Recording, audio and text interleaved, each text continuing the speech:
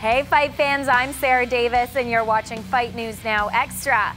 I hope you had an awesome weekend. Stay tuned for the latest combat sports next and to hear from our MMA panel who are giving us their 2 cents on Strikeforce. Here we go.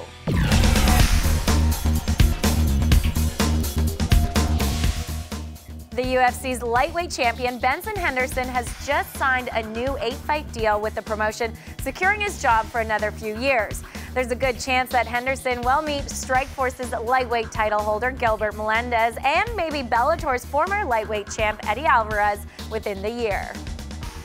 MMA veteran Javier Vazquez has announced his retirement even though he still has fights left on his contract. At 35 years old, he said that he no longer has any desire to fight after 13 years, 21 bouts, and injuries. And surprise, surprise, Tarek Saffiedine came out on top at Strikeforce's final card and was crowned the welterweight champion of the now defunct promotion. Saffiedine earned the unanimous decision over Nate Marquardt, who suffered numerous leg kicks from the sponge. That's the latest MMA news from the weekend. Let's throw it over to John Pollock and Robin Black for more. And guys, did the Saffiedine win surprise you? I was very surprised. With Nate Marquardt, it's kind of this case of a guy that's now earned this reputation of someone that you never fully know what Nate Marquardt you're going to get. We have seen this guy look spectacular. I mean, going into this fight, I mean, people were talking about Nate Marquardt being a real contender at 170 in the UFC, and here we fast forward to this week, and suddenly a complete role reversal where it'll be very interesting to see the positioning of both welterweights, who I assume will be brought over. Yeah, you got to bring both these guys over. And, you know, this isn't a knock on Nate Marquardt. Nate Marquardt didn't lose this fight because he did something wrong. He lost this fight because Tarek Saffiedine had the perfect game plan. When a guy is really heavy on that front leg and he's using a boxing heavy stance, he can't check kicks, and it's hard for him to retreat. And the real answer for a guy like that is to use a ton of leg kicks and a lot of mobility. Saffiedine had a perfect game plan that took advantage of the few weaknesses in Marquardt's game, and he executed it perfectly. Were you surprised that Marquardt didn't decide early on, when that leg kick attack was really becoming the theme of that fight, to shoot in and try and take this down,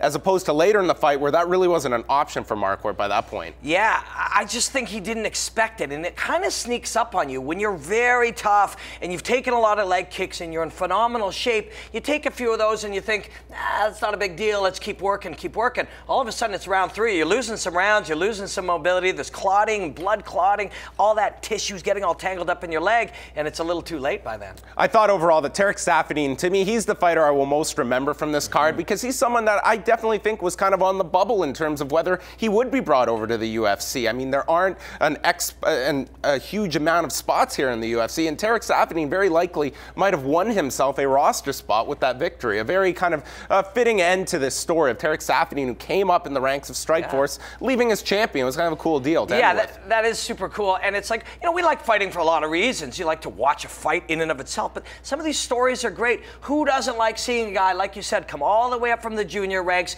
be really a big underdog against a proven commodity, especially a big powerful guy who's dropped to 170 now, and to be able to execute the underdog, go in there, execute properly, find the chink in the armor and make it work. That was a great performance. Daniel Cormier and Josh Barnett making very short work of their opposition in Dion Starring and Nandor the Hun, respectively. Now that these are over and done with, Robin, clearly outmatched here, and I think that a lot of people, I don't think, saw this going any other way than the way they did, and using the anything can happen in MMA argument to make these a compelling argument for these fights happening. Yeah, that's absolutely true. You know, it's a tough thing when you're watching a great promotion kind of start to end, and what you see is, hey, this is the best we can give you. And that was a little disappointing. We still get to see 2 great heavyweight stars, but you don't get to see them in great fights. And, you know, really it was all about, hey, let's make sure we get one last paycheck and get people to remember we were in Strikeforce and move on.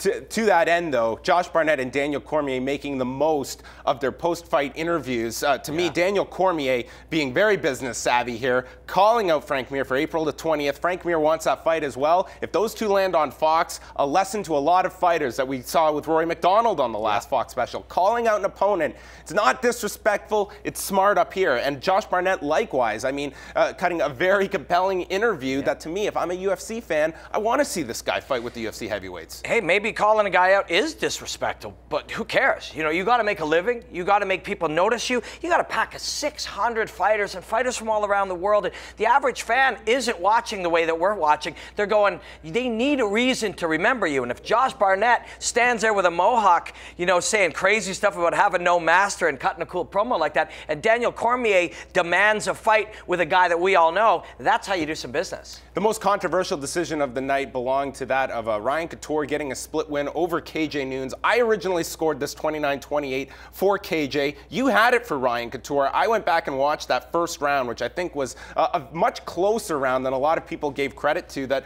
Ryan Couture really controlled, and it came down to that final minute where Ryan Couture hit a spin kick to the chest and then a knee and a takedown by Noons. That to me is the round of most debate. Yeah, I agree. And, you know, the first 4 minutes of that round, Noons couldn't do anything, and Couture was picking away at him a little, and I had him winning that round. But really, it was a fantastic fight. Both guys belong in the UFC. They put on the kind of fight that Dana White always says he likes to see. And win or lose, Ryan Couture not only showed how good he is, that he can fight a guy of that level, but he showed some real toughness taking a beating, too. Those guys should both go. Those are two lightweights, though, that are being thrown into a division full of sharks, Sarah. Oh yeah, it's going to be interesting to watch. Thanks, guys. And if you ever feel like you've missed something from the weekend, don't forget that you can always find the most up-to-date combat sports news on our website. Just go to fightnetwork.com and you'll find all sorts of articles and videos there. All right, coming up next on Fight News Now Extra, we're bringing you the recap of Strikeforce's final goodbye.